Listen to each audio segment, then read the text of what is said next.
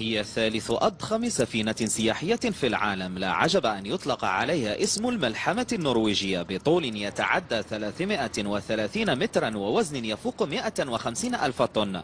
رست هذه العابرة السياحية العملاقة فجرا بميناء طنجة 19 طابقا وأزيد من 2000 غرفة لإيواء نحو 4400 سائح. السياحية نرويجيان إيبك قادمة من برشلونة إلى ميناء طنجة، وهي تحمل على متنها أزيد من 4000 سائح، زيادة على الذين المستخدمين 1700. ومع إشراقة شمس الصباح يغادر السفينة العملاقة سياح من مختلف الجنسيات لبدء زيارة إلى طنجة والمدن المجاورة.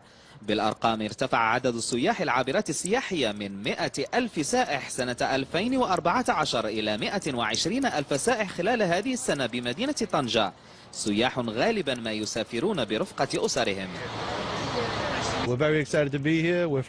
سعيد لوجودي هنا، قدمت من نيويورك مع أسرتي، ابني بيتر وابنتي ليز. جئنا لمشاهدة هذا البلد الجميل الذي أشكره على حسن الاستقبال.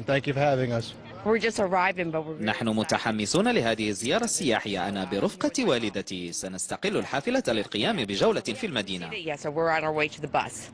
استقبال هذا العدد الكبير من السياح يستلزم استعدادات كبيرة وخاصة من طرف المسؤولين بالميناء، وتعبئة كبيرة للمسؤولين عن وكالات الأسفار وكذلك المرشدين السياحيين. كتكون 30 حتى 35 حافلة كبيرة ديال 40 مقعد، معناه كتكون واحد 1000 وشي، وكاينين بعض وكالات اخرين اللي عندهم مثلا 10 5. باختصار ان كيكون واحد 3500 سائح كتزور هذه المدينه، وكتمعش من مدينة طنجة، مدينة أزيلة هي وتطوان. مفتاح نجاح استقبال مثل هذه السفن السياحية الكبيرة هو الجودة. ليأتي سياح إلى طنجة والمغرب لابد من جودة الخدمات المقدمة، ولقد اشتغلنا كثيرا على هذا الأمر مع المرشدين السياحيين ومهنيي النقل السياحي. زيارة لا تدوم سوى يوم واحد لسياح هذه السفينة السياحية العملاقة، لكن هذه الساعات قد تكون حاسمة في تكوين نظرة إيجابية أو سلبية على مستوى العرض السياحي بالمغرب.